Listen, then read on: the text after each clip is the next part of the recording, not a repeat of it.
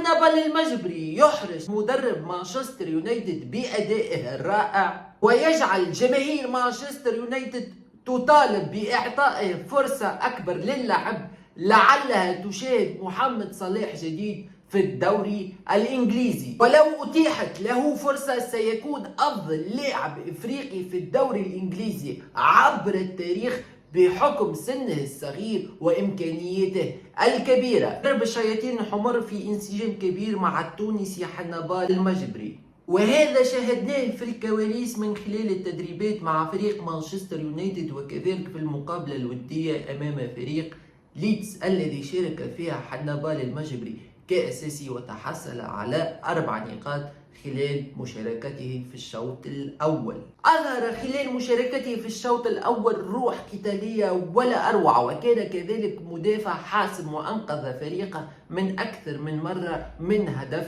محقق، وذكرنا بإمكانية اللاعب البرازيلي الرائع كازيميرو.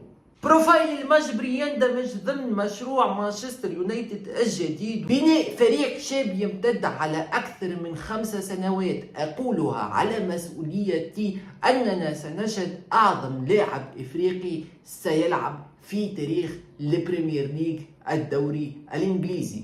في الأخير شباب، لا تنسوا مشاركة هذا المقطع الفيديو مع الأصدقاء والعائلة وتفعيل جرس الاشتراك بالقناة، وشكرا.